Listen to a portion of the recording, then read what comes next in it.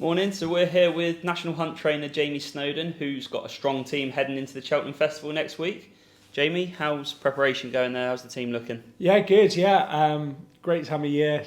Obviously the sun's out. It's really exciting. It's the biggest week of National Hunt racing, and we're very lucky we've got a strong team heading up there. It's hugely exciting. There's a buzz around the place, and there's a spring in everyone's step. Brilliant.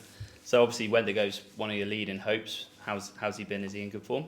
Great form. Obviously he's had a brilliant season so far. Great career to date, really. 2 bumpers last year, and obviously we were very keen to sort of keep our powder dry a little bit last year, avoid the championship races, waiting for this season. And I think we're sort of reaping the rewards of that patience from last year. And he's obviously had a wonderful season to date, winning those 2 novice hurdles well. And the highlight obviously was second in the Challow, which was an epic run, really, for behind a horse that could be the next monster. Constitution Hill. Yeah. So it was an awesome run. And we're very much looking forward to next week. Yeah, fingers crossed for a big run. Obviously, the ground's looking drier than ideal. Is that a concern, or is? We're obviously going up in trip, so the step up in trip should help us. I think we would want a little bit of cut. Yeah. Speaking to the clerk of the course, John, I know he's keen to put some water on the track. And I think with the certainty of pretty much a dry week, there's a bit of rain flirting around the track on Friday and Monday perhaps, but they'll put plenty of water down. Perfect. Fingers crossed, yeah. Obviously, we've watched him progress from his run at Hexham at the start of the season. Where have you seen the biggest improvement in Wendigo? Well, obviously on the face of it, it was a little bit disappointing to be beaten at Hexham on his hurdling debut. We went up there, hoping that he would have a little cant around and win with his head in his chest. But we bumped into a potential star. Yeah, he looks a good horse. Battle Born Lad, on his very next start, he won a Grade 2. Mm. So we've improved from that. There's no doubt, and we've improved from that run. But I think we just bumped into a good horse. Yeah. You wouldn't necessarily expect it going up north in October, but I think we just bumped into a good horse that day. Yeah. The improvement will obviously come from the step up and trip, and he's a horse that I really look forward to seeing over a fence next year as well, because he'll probably jump his fences probably better than he jumps his hurdles, and he's got size and scope and range, and listen, we're all guns blazing for the Albert Bartlett, but he's a horse that I look forward to next season as well. Yeah.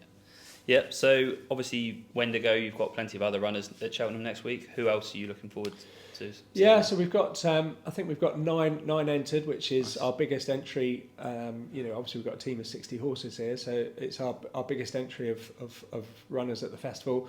We're lucky enough to have 2 festival winners to our name already, and it'd be nice if we can add another one. Hollygrove Cha-Cha follows a similar line to our previous winner.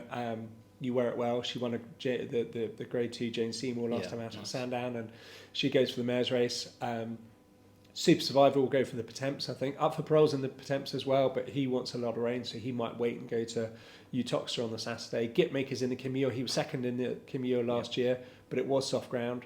He's got the option of the Midlands National on the Saturday afterwards. Garlaw's obviously in a couple of races.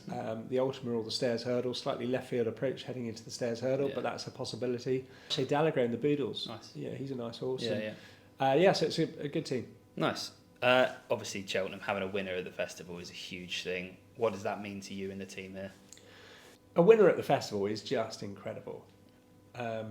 Very hard to describe exactly, the feeling it gives you, but when we had our first festival winner, Present View, back in 2014, Great British Racing were doing a sort of PR stunt, and they had a heart monitor on an owner, a trainer, a jockey, a lad or a lass leading up, bookmaker, punter. They were just seeing whose heart beat the fastest. Anyway, you as a sportsman, Tom, would realise that your maximum heart rate should be 220 less your age. Yeah. Mine should have been 184. It was 194. So it just goes to show what goes into what it means to you. Yeah. It's a phenomenal experience. Was yours higher than the jockeys? Yeah, it was the highest of all of them. Brilliant. So obviously the National Hunt, it has its highs and lows.